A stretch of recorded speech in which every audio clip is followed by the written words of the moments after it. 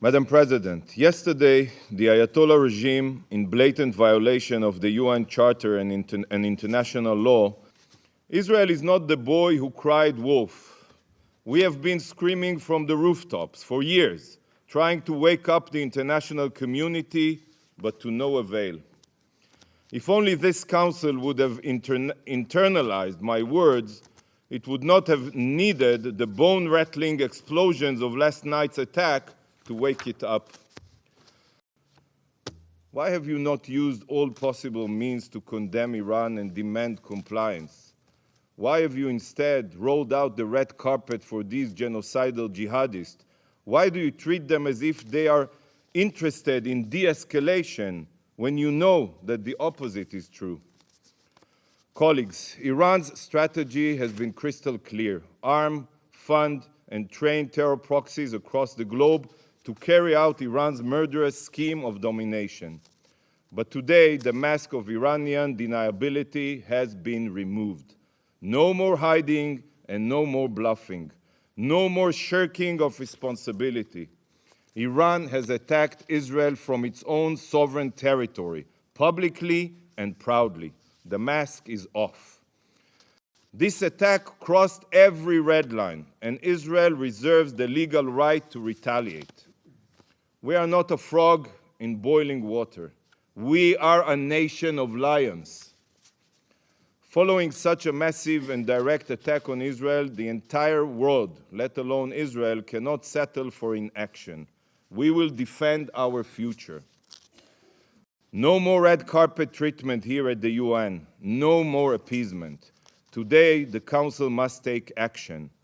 Condemn Iran for their terror, trigger the snapback mechanism and reimpose crippling sanction, designate the Iranian Revolutionary Guard Corps as a terror organization.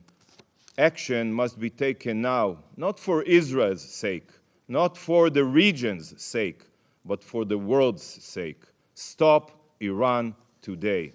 The armed forces of the Islamic Republic of Iran carried out a series of military strikes on Israeli military objectives with dozens of missiles and drones.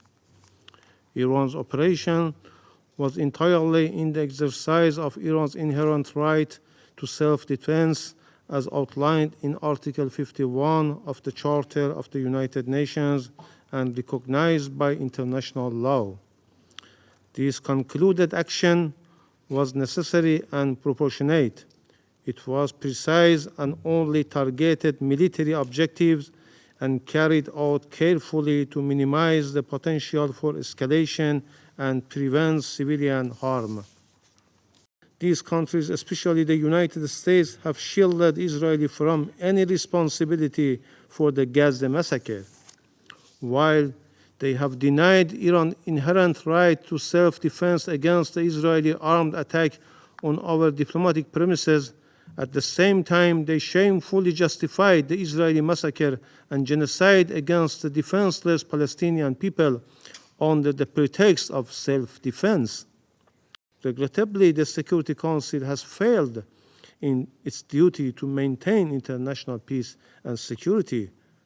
Russia proposed a press statement to denounce this atrocious act, which was backed by China, Algeria, and many members, but was blocked by the US, UK, and France.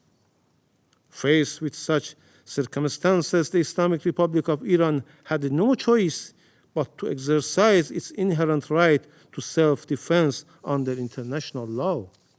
The Israeli Prime Minister's policy seeks to expand and escalate the conflict in the region to stay in power.